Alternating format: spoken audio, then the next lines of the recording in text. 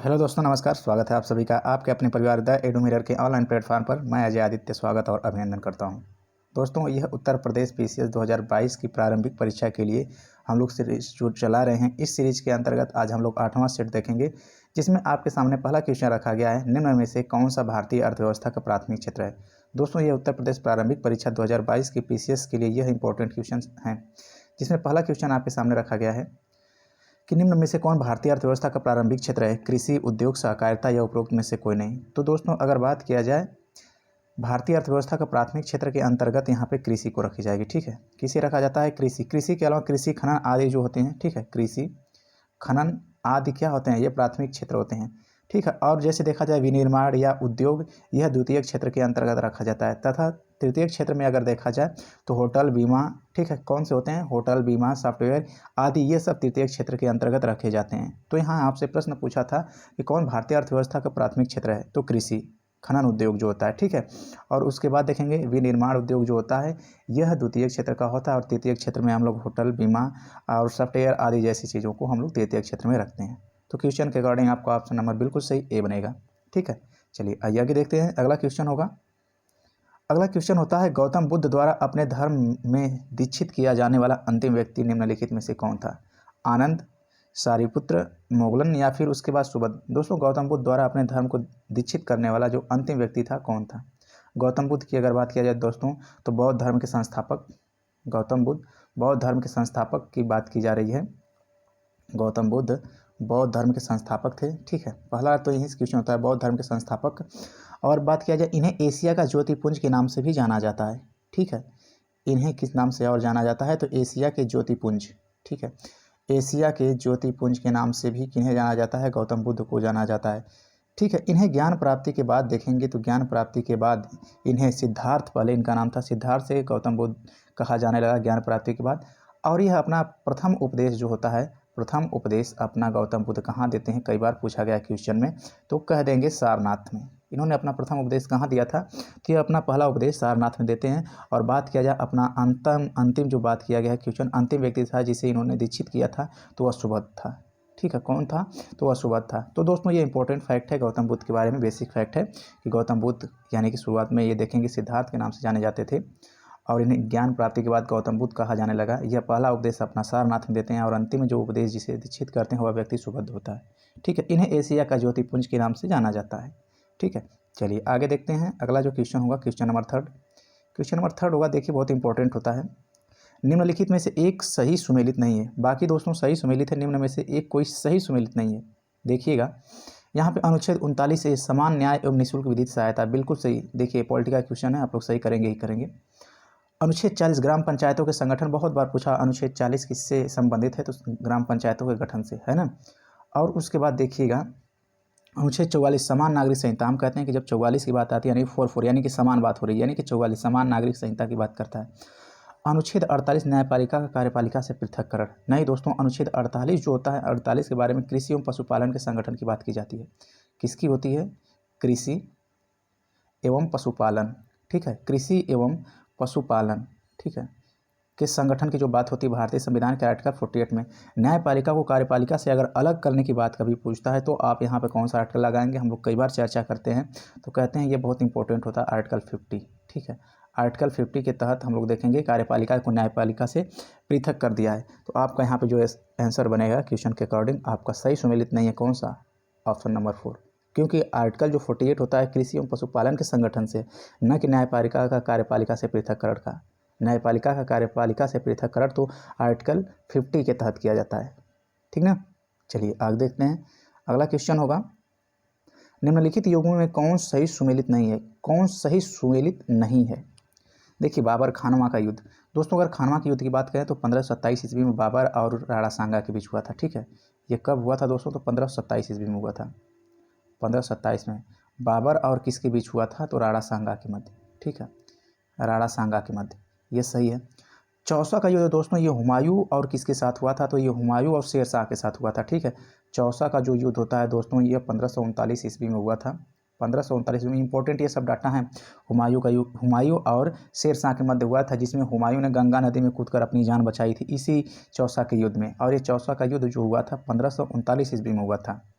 ठीक है, इस जो हुमायूं और शेरशाह के बीच में हुआ था। और अकबर हल्दी घाटी का युद्ध, बिल्कुल सही है, ये अभी हल्दी घाटी का जो युद्ध होता है दोस्तों 1576 ईस्वी में, है ना, 1576 ईस्वी में हल्दी घाटी का युद्ध जो हुआ था दोस्तों अकबर और राणा प्रताप के मध्य हुआ था। किसके? राणा प्रताप के, ठीक ना। ये हल्दी घाटी का युद्ध बहुत इंपॉर्टेंट युद्ध ये भी होता है, अकबर के और राणा प्रताप के मध्य बीच हुआ था ये युद्ध 1576 ईस्वी में, ठीक है। अब आपका आंसर जो यहाँ पे सही सुमेल नहीं किया गया है, ये जहांगीर बल्क का युद्ध। दोस्तों ये बल्क का युद्ध जहांगीर के समय में नहीं हुआ था, यह जो हुआ था शाहजहां के समय में हुआ था। किसके समय में हुआ था? शाहजहां के।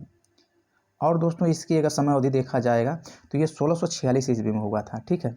कब हुआ था? तो 1646 ईस्वी में जो बल्क का युद्ध हुआ था, ठीक है। और इसमें देखेंगे कि जो मुराद होता है ये बल्क पर विजय प्राप्त करता है। तो आपका क्वेश्चन के अकॉर्डिंग जो बनेगा, सही सुमेलित नहीं किया गया था यहाँ पे जहांगीर बल्क का युद्ध, ठीक है। जहांगीर नहीं होगा यहाँ, शाहजहां के समय काल में हुआ था 1648 में। और बाकी के जितना सब युद्ध था बिल्कुल सही था, इनका मिलान किया गया था किसके किसके मध्य और कब कब हुआ था, ये इंपॉर्टेंट डाटा है, यहाँ से खूब क्वेश्चन बनाया जाता है। चलिए आगे देखते हैं, अगला क्वेश्चन होगा। यहाँ बात की जा रही है कि निम्नलिखित में से किस एक आंदोलन के साथ अरोड़ा आसफ अली जुड़ी थी। दोस्तों अरोड़ा आसफ अली की बात किया जाए तो खिलाफत आंदोलन, असहयोग आंदोलन, सबने अवज्ञा आंदोलन, या फिर उसके बाद देखिएगा यहाँ पे जो पूछा जा रहा है कि भारत छोड़ो आंदोलन, किस आंदोलन से वह जुड़ी हुई थी। तो देखने को आपको मिलेगा यहाँ पे बिल्कुल सही आप ऑप्शन जो कहेंगे भारत छोड़ो आंदोलन से, ठीक है। किससे थी? तो भारत छोड़ो आंदोलन, आपका ऑप्शन नंबर डी बिल्कुल सही होगा। अरोड़ा आसफ अली जो जुड़ी थी भारत छोड़ो आंदोलन से जुड़ी थी, ठीक ना। चलिए आज का अगला क्वेश्चन, नेक्स्ट क्वेश्चन की तरफ चलते हैं। क्वेश्चन नंबर 6, देखिए कहा जाता है वृद्धावस्था एवं काल प्रभावन के विषय में ज्ञान प्राप्त करने की विधा को कहते हैं ऑन्कोलॉजी, ठीक है, जेरोंटोलॉजी, या फिर ऑरेंटोलॉजी, या फिर उसके बाद कहा जाता है ऑर्निथोलॉजी, ठीक है। ऑर्निथोलॉजी तो दोस्तों अगर इसका बात किया जाए, देखिए यह जो पूछा गया है कि जो अध्ययन करने की प्रक्रिया की बात की जा रही है कि वृद्धावस्था के बारे में पूछा गया, ठीक ना। और ये वृद्धावस्था के बारे में बताने की कोशिश करिएगा। देखिए वृद्धावस्था के बारे में अगर बात की जाए तो जेरेंटोलॉजी होती है, ठीक है। वृद्धावस्था का अध्ययन करने को जेरेंटोलॉजी कहा जाता है। ऑन्कोलॉजी की अगर बात किया जाए तो दोस्तों जैसे देखते हैं हम लोग के कैंसर से संबंधित जो समस्याएं होती हैं, ट्यूमर की समस्याएं होती हैं, ठीक है, कैंसर संबंधित, ठीक है, ट्यूमर समस्या होती है, ये ऑन्कोलॉजी कहलाती है। और ऑरेंटोलॉजी की अगर बात की जाए तो शरीर में देखेंगे कि जो विकास दर होती है जो असमान रूप से होती है वह ऑरेंटोलॉजी के अंतर्गत रखी जाती है। और यहाँ पे देखेंगे कि जो ऑन्थोलॉजी कहा जाता है ये पक्षियों का अध्ययन कहलाता है। किसका कहलाता है? तो ये पक्षियों का अध्ययन कहलाता है। तो इस तरह से आपका जो ऑप्शन बनेगा बिल्कुल सही भी बनेगा, वृद्धावस्था का यानी जेरेंटोलॉजी होगा, ठीक है। आइए आगे देखते हैं, आज का अगला प्रश्न होगा जिसमें बात की जाएगी अंगूर में कौन सा अम्ल पाया जाता है। दोस्तों अंगूर में कौन सा अम्ल पाया जाता है, बहुत इंपॉर्टेंट यह भी है, ठीक है। तो दोस्तों देखिए अंगूर की अगर बात किया जाता है तो अंगूर में जो होता है टार्टरिक अम्ल पाया जाता है, टार्टरिक एसिड। अंगूर के अलावा देखेंगे इमली में भी ये कौन सा पाया जाता है, टार्टरिक एसिड ही पाई जाती है। एसिटिक अम्ल की अगर बात करते हैं दोस्तों तो यह सिरका में पाया जाता है। कहाँ पे? यह सिरका में। एसिटिक अम्ल जो होता है यह सिरका में पाया जाता है, ठीक है। और लैक्टिक एसिड हम कहते हैं कि लैक्सिट यानी कि लैक्टिक शब्द लगा है तो यानी कि वह दूध और दही से होगा, चाहे लैक्टोमीटर, लैक्टिक एसिड, लैक्टिक अम्ल यानी किससे किसमें पाया जाता है? दूध एवं दही में, ठीक है। दूध एवं दही में क्या पाया जाता है? लैक्टिक अम्ल। और नाइट्रिक अम्ल की अगर बात किया जाए, नाइट्रिक अम्ल दोस्तों यह फिटकरी में पाया जाता है, ठीक है। किसमें? तो यह फिटकरी में पाया जाता है। चलिए आपका बिल्कुल सही, आपका इसमें क्वेश्चन के अकॉर्डिंग आपका टार्टरिक अम्ल इस जो बना था ऑप्शन नंबर ए। आइए अगले क्वेश्चन की तरफ चलते हैं, आज का क्वेश्चन नंबर 8। यह देखते हैं क्वेश्चन आपके सामने, अत्यधिक शराब के सेवन करने से शरीर का कौन सा अंग विशेष रूप से प्रभावित हो जाता है। दोस्तों देखिए अगर यहाँ पे बात की जा रही है अत्यधिक शराब के सेवन से शरीर का कौन अंग प्रभावित होता है, तो दोस्तों ये मस्तिष्क, हृदय, यकृत या जिसे लेवर कहते हैं, या इनमें से कोई नहीं। तो दोस्तों अत्यधिक शराब के सेवन से जो शरीर का अंग सबसे ज़्यादा प्रभावित होता है यह होता है यकृत। यकृत जिसे हम लोग क्या कहते हैं? लीवर कहते हैं।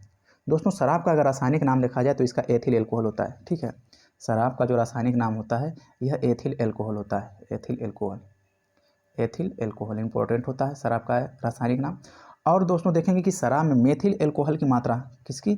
मेथिल एल्कोहल की मात्रा जब ज़्यादा हो जाती है शराब में तो वह शराब कैसी होती है? जो शराब होती है वह जहरीली शराब हो जाती है, जिससे कि आँख की रोशनी भी जा सकती है और व्यक्ति की मृत्यु भी हो सकती है। किसके कारण? मेथिल एल्कोहल की मात्रा अगर ज़्यादा हो जाती है शराब में तब वह शराब क्या हो जाती है? जहरीली शराब, जिसके कारण व्यक्ति की आँख की रोशनी भी जा सकती है और व्यक्ति की मृत्यु भी हो सकती है। तत्पश्चात यहाँ पे क्वेश्चन के अकॉर्डिंग जो आपका बनेगा, जो कौन सा अंग विशेष रूप से प्रभावित होता है, तो वह लीवर होता है, ठीक है। चलिए आगे देखते हैं हम लोग। अगली जो बात होगी क्वेश्चन नंबर 9, निम्न में से कौन सा कर भारत सरकार द्वारा नहीं लगाया जाता है? भारत सरकार द्वारा नहीं लगाया जाता है। देखिए यहाँ पे सेवा कर भारत सरकार द्वारा लगाया जाता है, ठीक है। शिक्षा कर भी किसके द्वारा लगाया जाता है? भारत सरकार। सीमा कर भी भारत सरकार द्वारा लगाया जाता है। और उसके बाद देखेंगे कि मार्ग कर, यानी कि जो मार्ग कर जो होता है, यानी कि ये किसके द्वारा लगाया जाता है? भारत सरकार द्वारा नहीं लगाया जाता है। ये किसके द्वारा? यह राज्य सरकार द्वारा लगाया जाता है, ठीक है। किसके द्वारा लगाया जाता है? यह राज्य सरकार द्वारा लगाया जाता है। इस प्रकार आपका ऑप्शन नंबर डी बिल्कुल सही बनेगा। चलिए आइए आज का अंतिम प्रश्न की तरफ हम लोग चलते हैं। आज का अंतिम प्रश्न होगा जिसमें हम लोग देखेंगे, ठीक है, ये क्वेश्चन नंबर 9 था, ठीक है, जो मार्कर। तो आई होप कि आप लोग को पसंद आया होगा। ये क्वेश्चन की जो सीरीज थी आज हम लोग 9 क्वेश्चन देखें। आई होप कि आप लोग को पसंद आ रही है, तो लाइक करके दोस्तों को भी शेयर करिएगा। आज के लिए बस इतना है दोस्तों, मिलते हैं फिर अगले क्लास में अगले वीडियो के साथ। थैंक यू, जय हिंद दोस्तों, नमस्कार।